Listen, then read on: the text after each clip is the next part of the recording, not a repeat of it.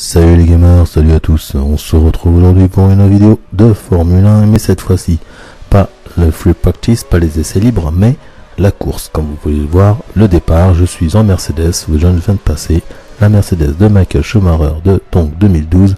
Malheureusement, la F1 2012 est un jeu qui sort donc avec un an de retard par rapport à la saison actuelle, réelle, donc je suis avec Michael Schumacher. L'année dernière, il était là. J'aurais préféré être avec la Mercedes de Lewis Hamilton, mais ça sera donc pour le prochain opus qui sort le 4 octobre, au cas où vous ne le savez pas. Officiellement, c'est sorti le 4 octobre. F1 2013 sort donc sur PS3, Xbox 360. Il ne sortira pas sur les consoles Next Gen, pour l'instant en tout cas. D'après ce que j'ai compris, il faudra faire se concentrer sur la prochaine version pour les prochaines consoles Next Gen. On va se concentrer sur cette course, donc nous sommes en Hongrie, Budapest, le Hungaroring. Moi personnellement c'est un circuit que j'aime beaucoup, il paraît que les pilotes professionnels ne l'aiment pas trop, mais sachez que Lewis Hamilton l'adore, et il a fait la qualification aujourd'hui même, donc nous sommes samedi, il a fait la qualification en pole position, donc justement sur ce circuit qu'il apprécie beaucoup.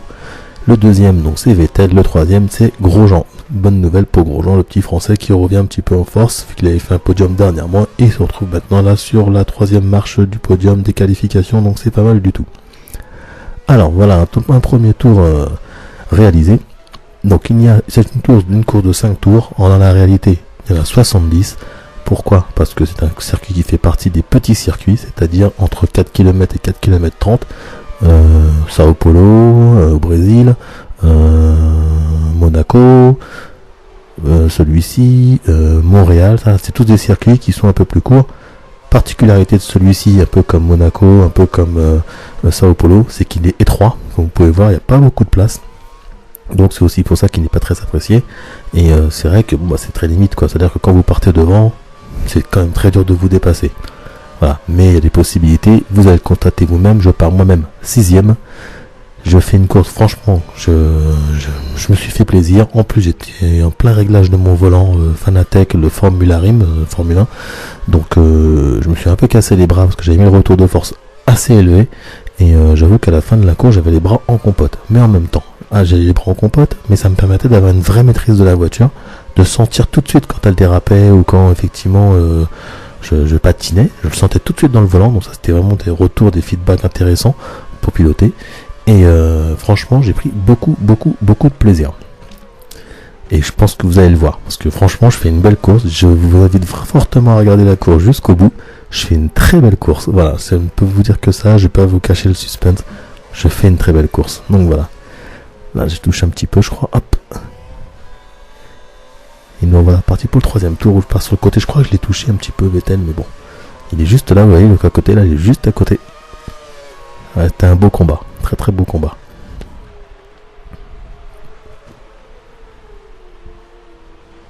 Je vous laisse écouter un petit peu les moteurs.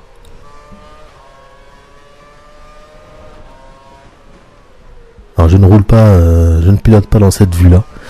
Bien que franchement je voudrais bien maîtriser cette vue là, mais j'ai remarqué que quand je roule dans cette vue là, je perds environ 2 à 3 secondes au tour par rapport à mes temps que je fais habituellement avec la vue où on voit le capot, on va dire, la vue télé comme on appelle ça. Et voilà, c'est quand même compliqué, mais c'est la meilleure vue, il n'y a rien à dire, c'est vraiment complètement immersif. Petite chicane. Ouais, ce circuit a des particularités. Attention au virage. Le virage rapide qui passe maintenant là, attention. Donc là, comme vous pouvez le voir, je suis 4ème.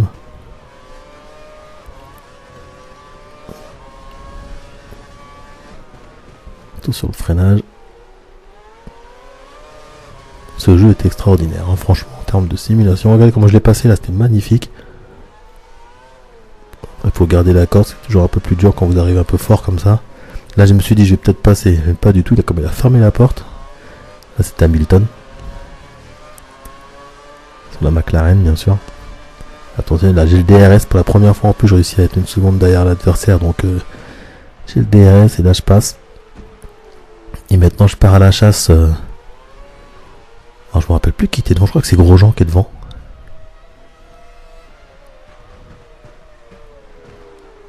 Mais non, qu'est-ce que je raconte, c'est une McLaren, bah c'est Hamilton qui est devant. Alors si c'est une McLaren, c'est Hamilton, oui c'est Hamilton. C'est moi qui me suis trompé, ça peut être Button tout à l'heure.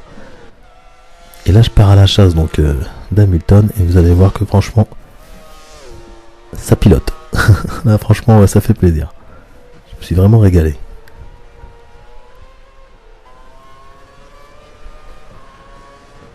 Donc là il reste 2 tours, là c'est le 4e tour. Donc mon objectif bien sûr c'est de me rapprocher le plus possible pour pouvoir avoir une chance de le dépasser au 5e tour. Et comme vous allez voir ça va être compliqué, parce que premièrement il roule fort, et en plus je vais faire quelques petites erreurs. Ça c'est la pression. Et je ne vais pas vous gâcher le plaisir de la fin. Vous verrez de vos propres yeux ce qui se passera. Vous me connaissez, hein, quand je fais un tête à queue, je le laisse. Quand je fais une grosse erreur, je laisse, parce qu'on n'est pas parfait. Je vais pas vous montrer que des courses qui sont parfaites. Je vous montre aussi le suspense quand il y en a. Et là, c'est pas mal. Et on repart donc pour le dernier tour. Donc on a un peu largué les autres, vous avez vu, mais je l'ai pas encore bien rattrapé. Vous avez vu, je suis encore loin de lui. Hein. Je suis pas encore dans, à part bon, bien sûr dans les virages comme cela, mais il roule fort, hein, il roule très très fort. Je me suis remis en vue très immersive. Là déjà, je suis trop large. Vous voyez, j'ai fait un tout petit peu trop large. Et là, je reviens fort. Là, c'est le virage très rapide. Et là, je reviens très très fort. À droite, à gauche. Et là, je suis bien placé pour essayer de le dépasser. Donc là, déjà, au freinage, attention à pas lui rentrer dedans. Pas péter l'aileron. Là, je me dis...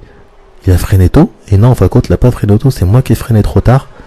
Donc je me suis fait une grosse erreur, comme vous avez vu. Donc je suis complètement sorti. Ça c'est embêtant parce que maintenant il faut tout retravailler pour revenir. Et ça c'est déjà beaucoup plus compliqué, surtout qu'on sait que la mi-course est passée. Et qu'il ne reste pas grand chose. Donc je suis très loin là, vous avez vu, il a accéléré fort. Hein. Il accélère très très fort.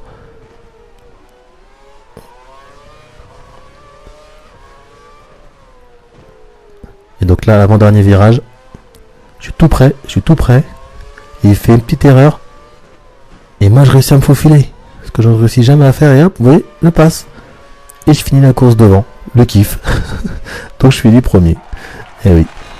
Et donc, voilà. Et sur ces quelques images de victoire et d'euphorie, Michael Schumacher qui gagne la course. J'espère que vous avez que vous avez apprécié cette vidéo. J'espère que vous regarderez les autres que je vais vous amener dans peu de temps. Je vous souhaite de passer un très bon week-end ensoleillé et chaleureux parce qu'il fait très chaud et une bonne semaine qui arrive. Allez, à plus, à bientôt. Bye bye.